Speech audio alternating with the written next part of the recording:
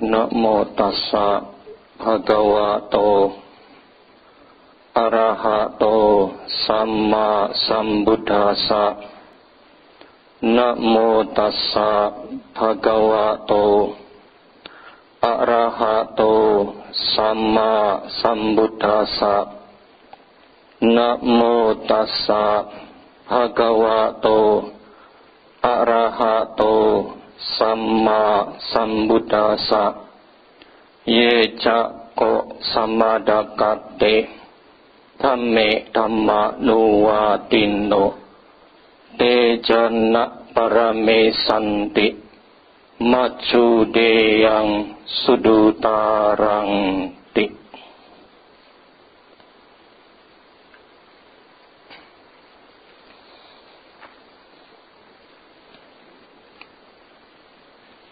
Bapak, Ibu, saudara-saudari, berbahagia bersama pada pagi hari ini kita bisa berkumpul dan bertemu dengan tujuan untuk melakukan perbuatan baik, perbuatan berjasa, dengan memberikan penghormatan kepada Tiratana, Buddha, Dhamma, dan Sangha. Menambah kebajikan adalah hal yang patut kita lakukan. Mengingat kebajikan adalah menjadi sebab untuk munculnya kebahagiaan. Oleh karena itu, jangan pernah merasa lelah dalam berbuat baik. Karena dalam hidup, salah satu tujuan kita adalah ingin bahagia. Bapak, Ibu sekalian, kalau kita mendengar ada orang yang mengucapkan kata penjara, kesan apa yang muncul di pikiran kita? Kesan yang menyenangkan atau menakutkan? Menakutkan. Kalau kita lewat di jalan yang mana di situ berdiri sebuah kompleks penjara, kita melihat kesan apa yang muncul? Menyenangkan atau menakutkan? Menakutkan. Lebih-lebih lihat pagernya, penjara tinggi-tinggi, 5, 6, 7 meter. Sudah pagernya tinggi, atasnya masih dikasih kawat berduri. Lebih menyeramkan lagi. Bapak, Ibu sekalian, sebagai biku, beberapa kali kami masuk ke penjara. Bukan karena kami melakukan tindakan kriminal. Kami masuk ke penjara untuk memberikan bimbingan rohani kepada warga binaan yang beragama Buddha. Karena di beberapa penjara, di beberapa lembaga permasyarakatan, ada didirikan cetia atau wihara. Tapi tentunya kita berharap, meskipun di dalam penjara itu sudah ada cetia atau wihara, semoga umat di sana semakin berkurang. Jangan sampai malah makin bertambah. Bapak, Ibu sekalian, masuk penjara, melewati beberapa kali pemeriksaan. Pintu 1, suruh ngisi daftar tamu, dikasih name tag, tas dititipkan di situ, tidak boleh dibawa masuk. Lalu pintu 2, lewat lagi. Pintu 3, lewat lagi. Sampai akhirnya bertemu dengan warga binaan yang beragama Buddha. Minggu ini datang dilihat umatnya ada sekian. Minggu berikutnya datang dilihat kok kayaknya kurang satu. Ditanya sama yang lain, kemana itu temannya yang satu? Apa sudah keluar, sudah bebas, dapat remisi? Enggak, Bante, lagi masuk ruang isolasi. Wah, lebih serem lagi. Apa itu ruang isolasi? Ruangnya sempit, Bante, enggak ada listrik, buang air besar kecil, makan tidur di situ semua. Waduh, lebih menyeramkan lagi, Bapak Ibu sekalian. Inilah keadaan di dalam penjara. Menakutkan, menyeramkan. Bapak Ibu sekalian, saat ini memang kita berada di luar penjara lembaga permasyarakatan. Tapi sesungguhnya secara dhamma bisa dikatakan saat ini kita berada di dalam penjara. Penjara apa? Penjara samsara. Penjara lingkaran kelahiran kematian. Entah sudah berapa banyak kita ini berputar di dalam penjara samsara.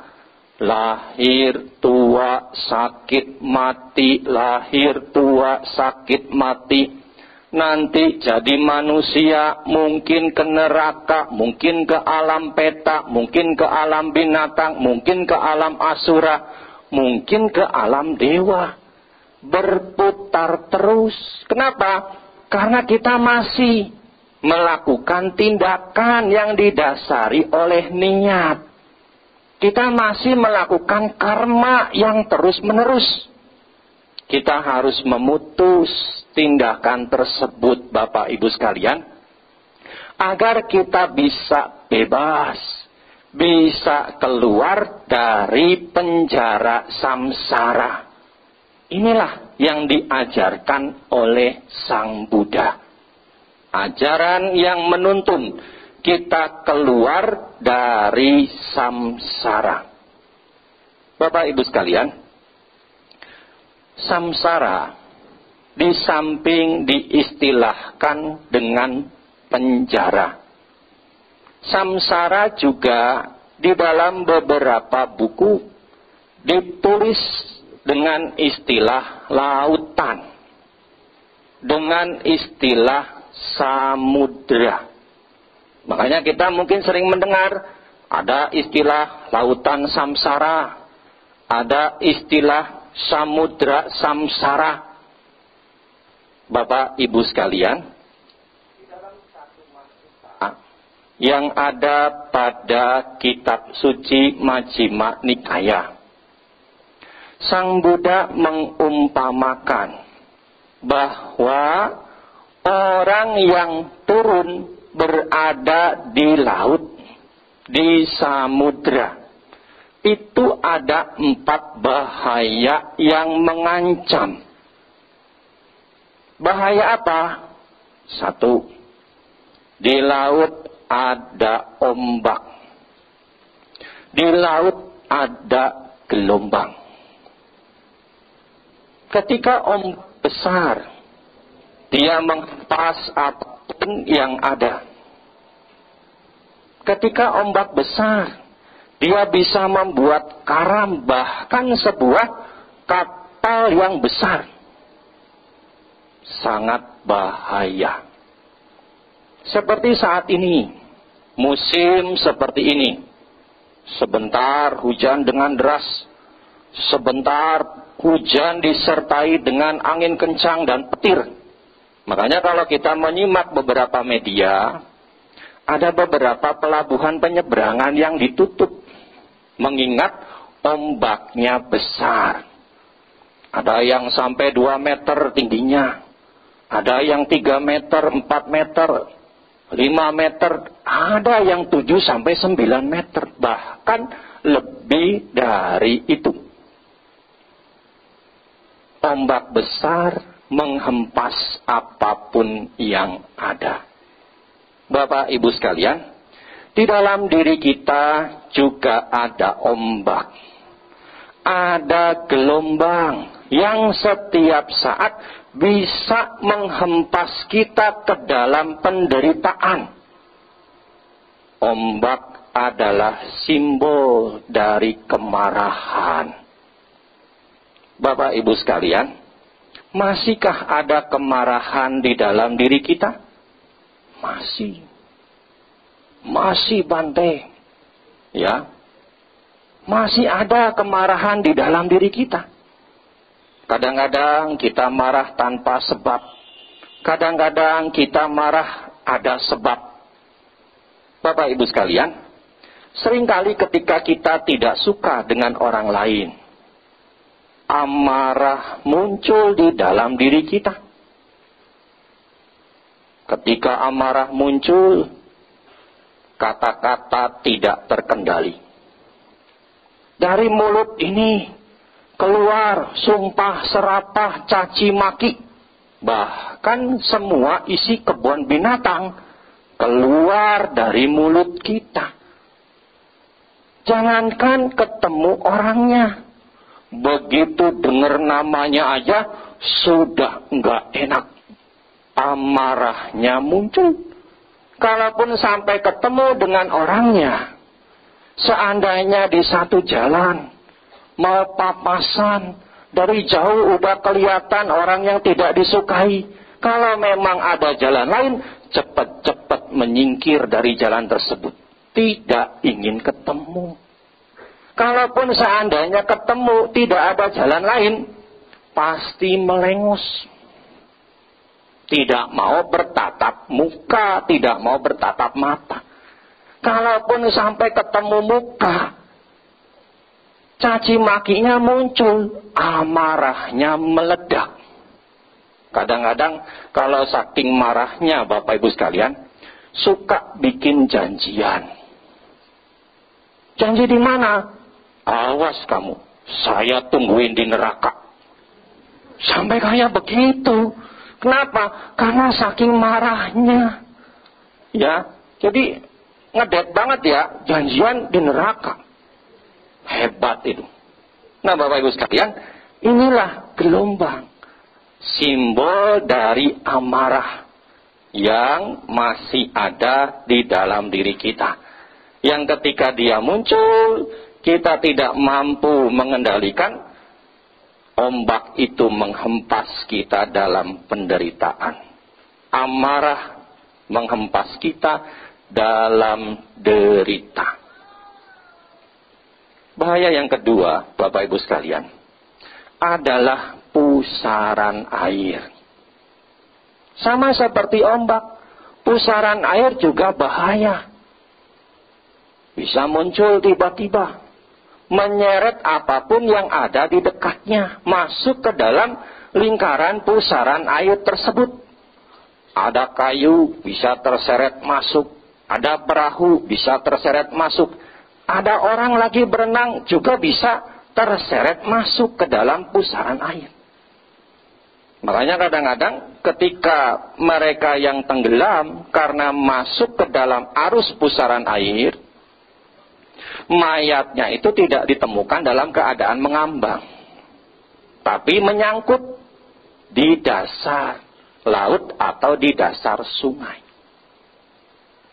Bapak Ibu sekalian, pusaran air adalah simbol dari tali kesenangan indera. Keinginan untuk memuaskan kesenangan-kesenangan indera kita. Seperti mata. Mata kita kontak dengan objek. Objeknya adalah bentuk atau warna. Ketika bentuk atau warna itu menarik, kesan apa, perasaan apa yang muncul di dalam batin kita? Senang atau tidak senang? Senang. Ketika perasaan senang muncul, Pengen lama-lama ngelihatnya, apa pengen cepet-cepet? Pengen lama-lama. Kemelekatan mulai keluar.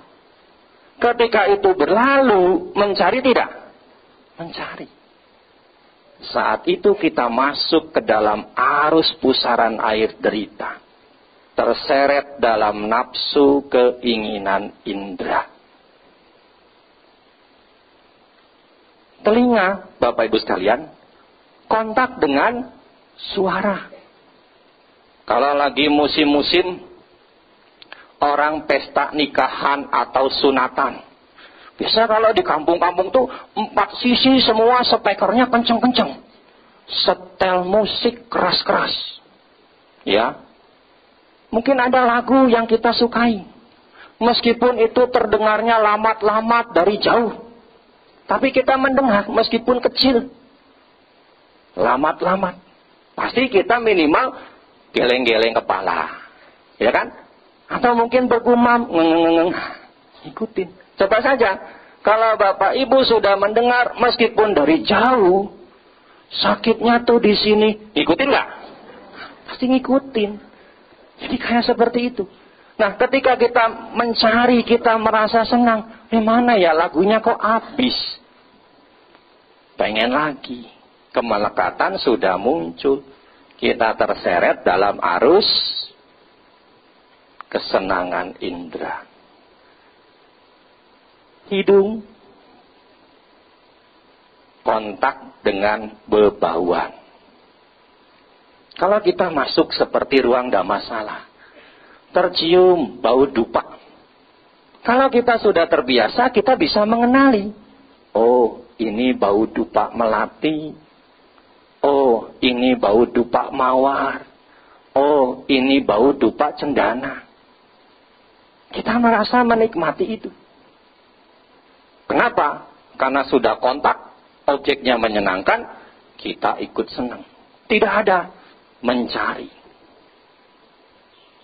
Arus pusaran air kesenangan indera menyeret kita.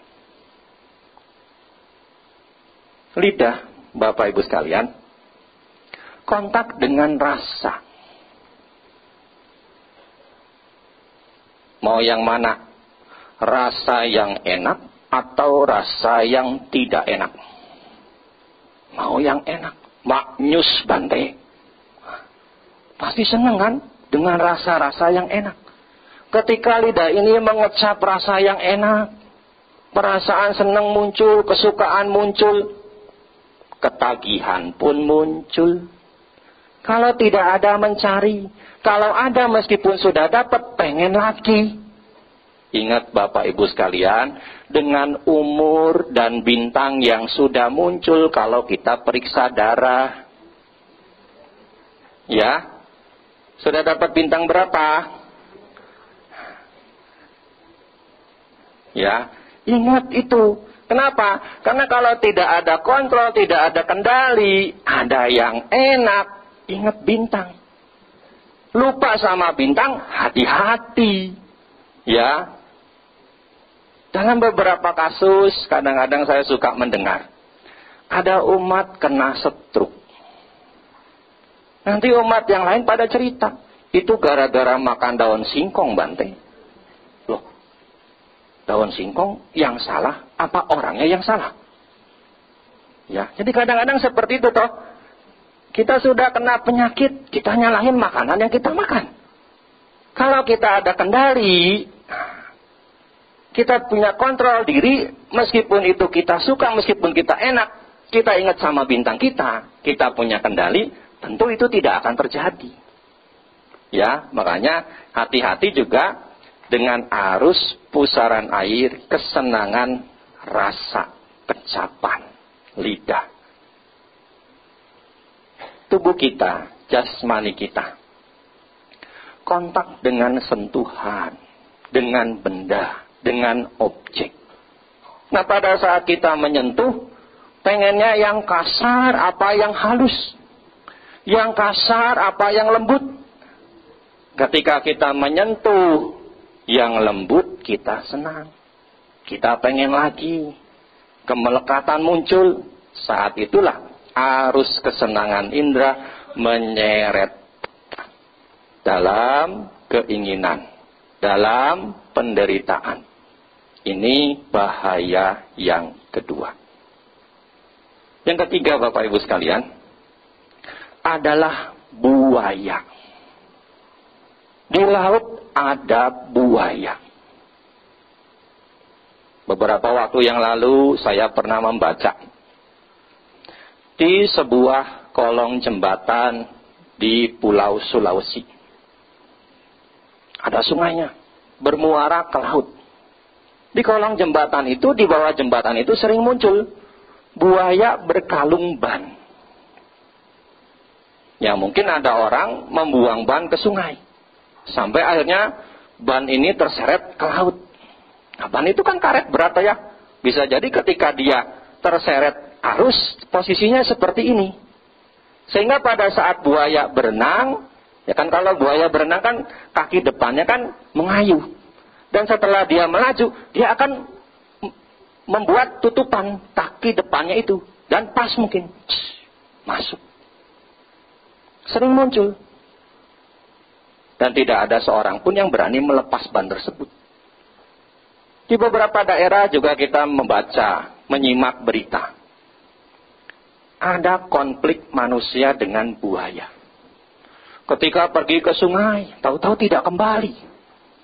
Dimakan buaya. Bahaya sekali Bapak Ibu sekalian. Bahaya buaya. Di dalam diri kita juga ada buaya. Buaya berupa keserakahan, ketamakan, kerakusan. Ya, seperti tadi. Ketika kita senang, kita tidak cukup satu toh. Kita pasti ingin lagi, ingin lagi, ingin lagi. Nah disitulah buayanya muncul. Kerakusannya muncul. Terseret dalam penderitaan. Karena keserakahan. Bahaya yang keempat, Bapak Ibu sekalian, adalah bahaya pusaran air. Bahaya ikan buas. Ikan buas. Ya. Di laut banyak ikan buas. Memang kadang-kadang kalau mengatakan ikan buas, hiu Bante, hiu. Kalau ada samanera pulang, biku pulang, kena hiu ya Bante. Tidak semua. Ya. Ya kalau wanita disebut hiu, yang laki-laki juga disebut hiu juga. Sana hiu betina, sini hiu jantan. Ya. Kenapa? Karena dalam beberapa kasus di zaman Sang Buddha juga ada bikuni-bikuni digoda oleh umat pria. Bahkan ada juga bikuni digoda oleh samanera. Makanya ada peraturan bagi samanera yang dapat menyebabkan pengusiran. 10 semuanya. Kalau salah satunya di poin yang ke-10, samanera itu menggoda bikuni. Ya, jadi samaneranya jadi hiu jantan itu. Ya, jadi ikan buas. Ya, jadi ikan buas adalah simbol dari nafsu kepada lawan jenis. Bapak Ibu sekalian, inilah 4 bahaya yang ada di lautan. Yang dijelaskan oleh Sang Buddha di dalam Cattuma Sutta yang ada pada kitab suci Majjhima Nikaya. Bapak Ibu sekalian, ada kebajikan bermanfaat yang patut kita miliki, yang patut kita kembangkan, yang patut kita latih. Kebajikan bermanfaat apa? 1, keyakinan, sadar.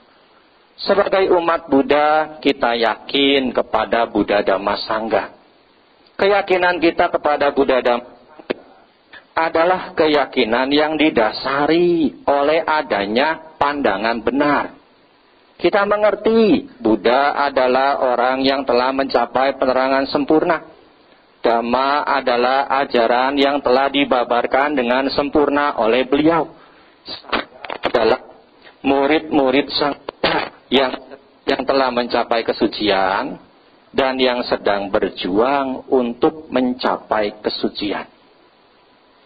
Pemahaman yang benar mendasari keyakinan kita pada Buddha Dhamma Sangha. Kita mengerti, kita memahami, maka keyakinan itu muncul di dalam diri kita. Pada bagian lain di dalam sutta, keyakinan itu diumpamakan seperti kekayaan. Bapak Ibu punya kekayaan? Bagaimana? Apa yang Bapak Ibu lakukan dengan kekayaan yang Bapak Ibu miliki? Dirawat, dijaga, dikembangkan, atau didiamkan?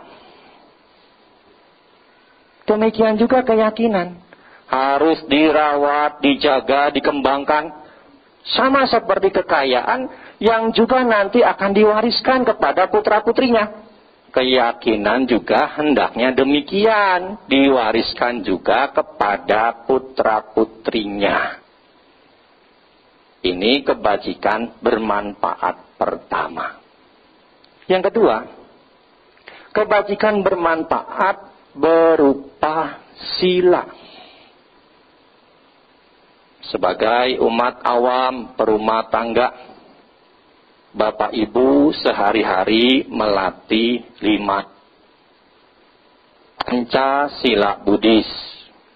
Latihan tidak membunuh, latihan tidak mencuri, latihan tidak berperilaku seksual yang salah, latihan tidak berbohong, latihan tidak mabuk-mabukan.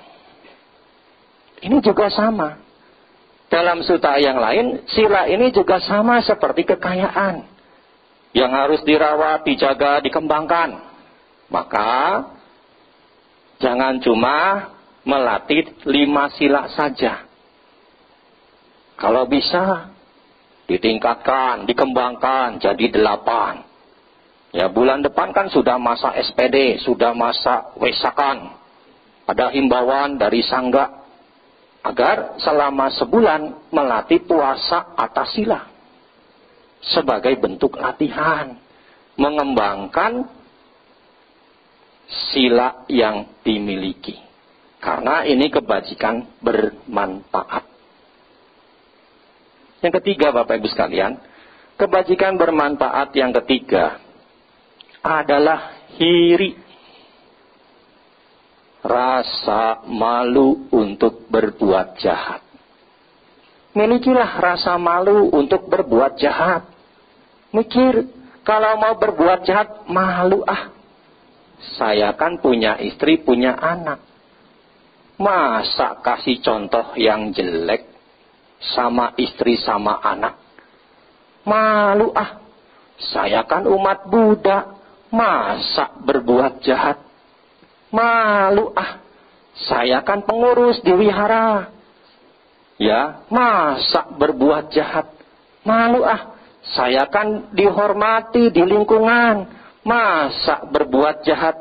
Jadi ada kendali. Punya rasa malu untuk berbuat jahat. Renungkan lagi akan status kita. Salah satu cara agar rasa malu untuk berbuat jahat muncul di dalam diri kita. Ini kebajikan bermanfaat yang ketiga. Yang keempat, Bapak Ibu sekalian, adalah otapa. Rasa takut akan akibat dari perbuatan jahat. Lagi-lagi, ketika mau berbuat jahat, mikir lagi. Kenapa? Karena akibat dari perbuatan jahat yang kita lakukan, kembalinya pada diri kita sendiri. Jangan merasa senang, Bapak Ibu sekalian, kalau seandainya ada orang yang kita tidak senangi, lalu muncul niat berbuat jahat dalam diri kita. Kita tidak mengendalikan niat tersebut, hingga tindakan jahat itu kita lakukan kepada orang yang kita tidak senangi tersebut. Jangan merasa senang. Kenapa? Ada akibat yang akan kembali kepada diri kita. Ketika kita berbuat jahat kepada orang lain, kepada siapapun, akibat kejahatan itu akan balik kembali kepada diri kita sendiri. Milikilah otapa, rasa takut akan akibat dari perbuatan jahat. Yang terakhir, Bapak Ibu sekalian, kebajikan bermanfaat. Yang kelima adalah kebijaksanaan. Bijaklah dalam menyikapi kehidupan. Kalau lagi dapat senang, jangan sampai lupa diri. Harus dilihat, kesenangan yang muncul cepat atau lambat juga pasti berlalu. Kalau lagi dapat susah, ya, jangan sampai frustasi, putus asa, live in di Facebook, melakukan bunuh diri.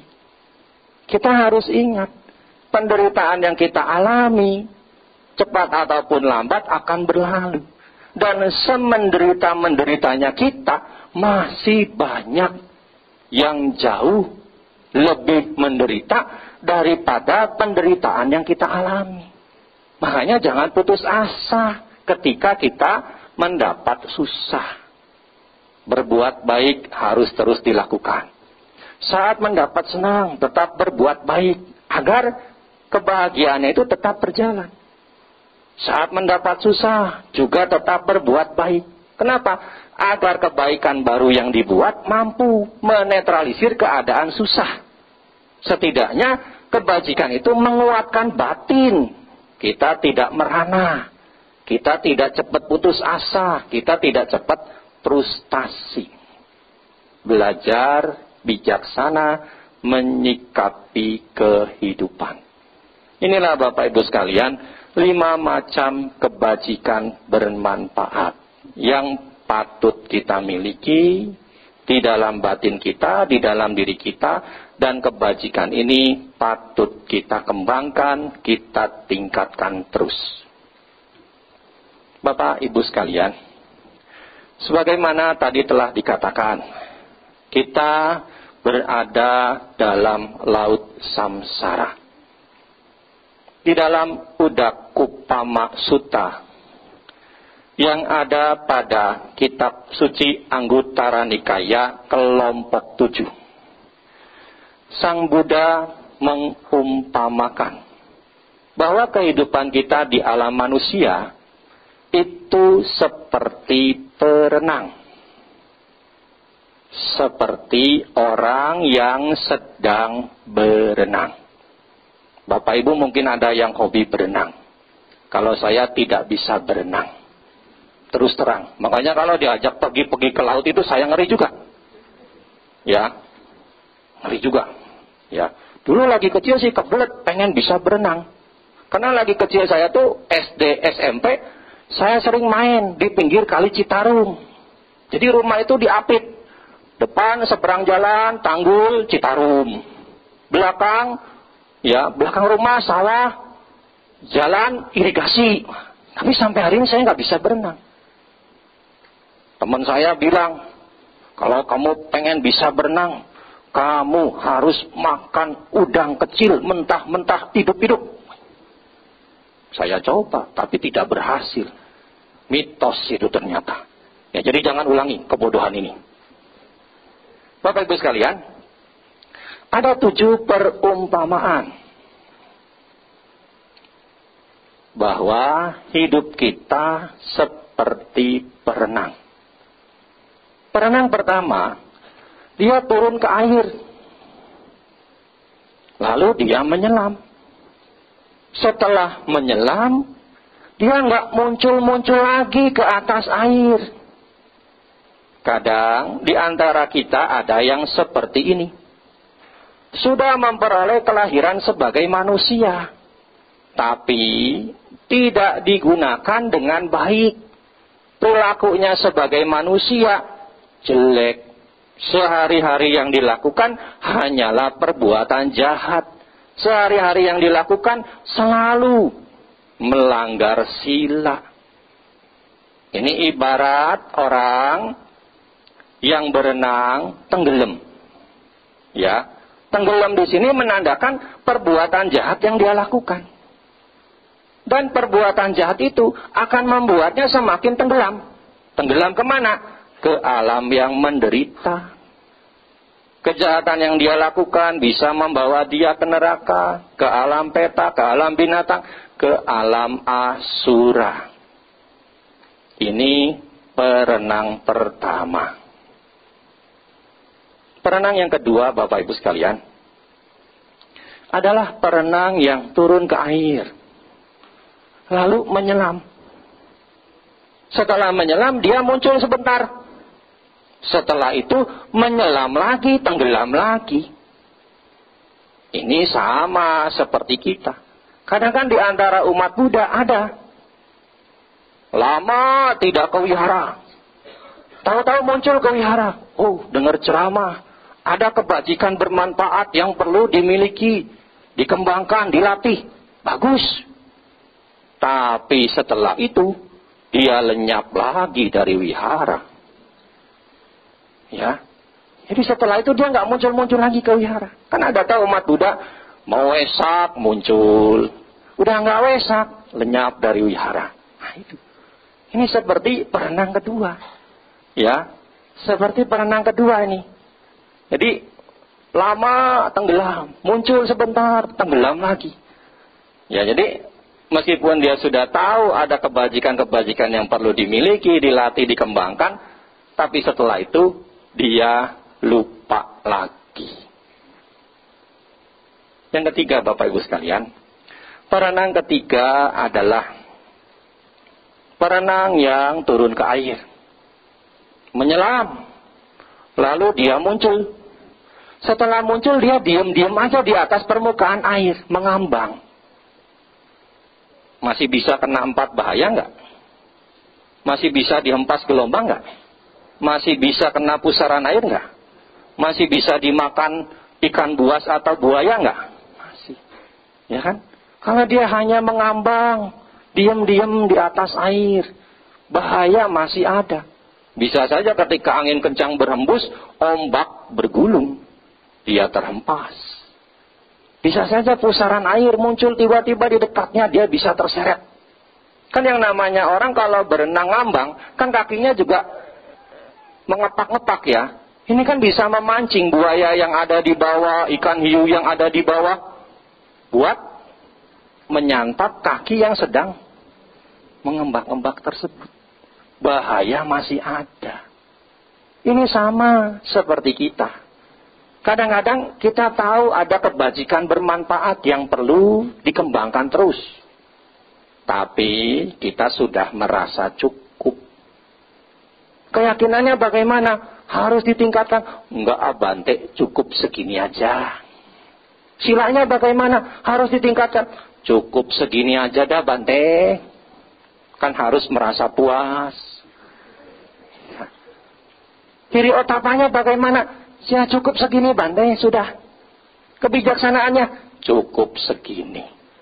Bapak Ibu sekalian, seperti tadi. Bapak Ibu punya usaha. Usahanya mau meningkat, mau stuck, apa mau mundur? Mau maju, mau meningkat. Nah demikian pula kebajikan kita. Jangan cuma stuck segitu-gitu aja. Masih ada bahaya yang mengancam kalau kita cuma mengambang. Ya, ini perenang ketiga. Perenang keempat, Bapak Ibu sekalian, adalah perenang yang turun ke air. Menyelam lalu naik. Setelah naik, dia tengok kanan, tengok kiri, memandang ke depan, ke belakang. Untuk apa? Mencari batu pijakan. Ya, kenapa? Karena dia ingin melihat seberapa jauh daratan dari sini. Ya toh, ngekernya kayak Sun Gokong gitu. Ya, kalau sudah terlihat kan, wah, luapan rasa sukacita kan pasti ada. Nah, ini adalah menggambarkan, ya, setelah dia menemukan batu pijakan, dia naik melihat daratan, ini menggambarkan Orang yang sudah merealisasi tingkat kesucian pertama, yaitu Sotapanna. Ada kualitas istimewa yang disebutkan di dalam Ratana Sutta dari orang yang mencapai Sotapanna. Sahawasa dasana sampadaya tayasu damajahita bawanti. Sakaya diti wicikicitanca sila batang wapi yadati kinci. Catuha payehi cak wipamuto cak pitanani ababokatung. Seorang Sotapanna sudah melenyapkan 3 belenggu rendah. 3 belenggu pertama dari semuanya 10 belenggu. Apa belenggu yang sudah dilenyapkan oleh seorang Sotapanna? 1, keakuan. 2, keraguan. 3, ketahayulan. Seorang Sotapanna juga tidak mungkin jatuh ke 4 alam sengsara. Jadi seorang Sotapanna tidak mungkin lagi ke neraka, ke alam binatang, ke alam peta, ke alam raksasa. Seorang Sotapanna juga tidak mungkin melakukan 6 kejahatan berat. Dia tidak mungkin membunuh ibu, membunuh ayah, membunuh arahat, melukai budak, memecah belah sangga, ataupun mengajarkan pandangan salah. Seorang Sotapanna paling banyak mengalami 7 kali kelahiran. Setelah itu, dia akan mencapai tingkat kesucian tertinggi menjadi arahat. Ada Sotapanna yang sekali mengalami kelahiran, setelah itu menjadi arahat. Ada Sotapanna yang 2-6 kali mengalami kelahiran, setelah itu menjadi arahat. Paling banyak adalah 7 kali mengalami kelahiran. Setelah itu menjadi arahat. Beberapa kesempatan yang lalu saya pernah menceritakan seorang murid Sang Buddha yang telah mencapai tingkat kesucian Sotapanna, yaitu Raja Bimbisara. Yang setelah meninggal, beliau menjadi yaka, namanya Janawasaba. Ini ada di dalam Janawasaba Sutta, kitab suci Tiga Nikaya. Beliau datang kepada Sang Buddha. Salah satunya adalah menceritakan bahwa beliau sudah mengalami kelahiran yang ke-7 dan sedang berjuang untuk meningkatkan tingkat kesuciannya. Ini perenang yang ke-4. Seorang Sotapanna. Di dalam sutta-sutta diungkapkan bahwa ketika seseorang merealisasi tingkat kesucian pertama, ada ungkapan yang dicetuskan. Yang kinci samudaya damang, sabantang niroda damang. Segala sesuatu yang muncul karena perpaduan faktor pembentuk, sewajarnya mengalami kehancuran. Atau bahasa gampangnya, ini pun akan berlalu. Sering juga seorang Sotapanna disebut dengan istilah memperoleh mata dhamma. Ini perenang yang ke-4. Perenang yang ke-5, Bapak Ibu sekalian. Setelah dia melihat daratan ada di sana, maka dia turun lagi ke air, memacu lagi. Ya, bergerak melawan arus menuju daratan. Kenapa? Karena dia sudah merasa dekat dengan daratan. Maka dia berenang lagi, berjuang lagi, ditingkatkan lagi kebajikan bermanfaat yang dimiliki. Ini menggambarkan orang yang mencapai tingkat kesucian kedua. Seorang Sakadagami. Seorang Sakadagami membasmi 3 belenggu dan melemahkan 2 belenggu lainnya. Belenggu yang ke-4 adalah yang dilemahkan berupa kemarahan. Yang kelima adalah nafsu indera dilemahkan. Seorang Sakadagami paling banyak mengalami hanya 1 kali kelahiran. Ini simbolisasi perenang ke-5. Perenang ke-6, Bapak Ibu sekalian. Perenang ke-6 adalah perenang yang sudah tiba di tepi pantai. Dia sedang berdiri di atas bebatuan yang ada di tepi pantai. Jadi tinggal selangkah lagi, dia sudah tiba di pantai seberang dengan aman. Ini menggambarkan orang yang mencapai tingkat kesucian ketiga, yaitu anagami. Seorang anagami sudah melenyapkan 5 belenggu. Jadi tidak ada lagi keakuan, keraguan. Tidak ada lagi pandangan salah berupa ketahayulan.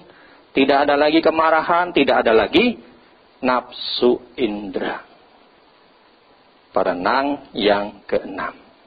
Perenang yang ke-7, Bapak Ibu sekalian, adalah perenang yang sudah sampai benar-benar di daratan yang aman. Ya, sudah benar-benar sampai di daratan yang aman. Ini adalah simbolisasi dari orang yang mencapai tingkat kesucian tertinggi, yaitu arahat. 10 belenggu semua sudah musnah, sudah lenyap tanpa sisa. Belenggu ke-6 adalah keinginan lahir di alam Brahma Rupa. Yang ke-7 adalah keinginan lahir di alam Brahma Arupa. Yang ke-8 adalah kesombongan. Yang ke-9 adalah kegelisahan, galau. Yang ke-10 adalah kebodohan batin. Seorang arahat sudah melenyapkan 10 belenggu. Di dalam suta-suta disebutkan ungkapan pencapaian tingkat kesucian arahat. Kina jati, wusitang brahmacaryang, katang karaniang, nak parang itatayati pajanatiti. Kina jati, kelahiran sudah dihentikan.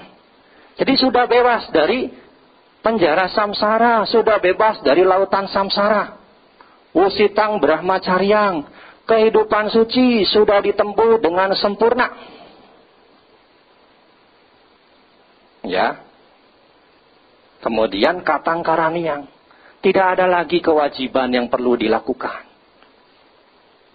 Nak parang itatayati pajanantiti, semuanya sudah selesai, sudah paripurna. Ini pencapaian tingkat kesucian arahat. Diumpamakan dengan perenang yang terakhir.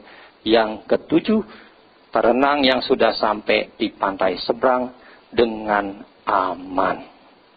Inilah Bapak Ibu sekalian, perumpamaan perenang yang ada di dalam Udakupama Sutta, Kitab Suci Anggutara Nikaya, kelompok 7. Pertanyaannya, mau jadi perenang keberapa? Nah, ke-7, nggak ketinggian. Ya minimal kita berjuang untuk jadi perenang ke-4.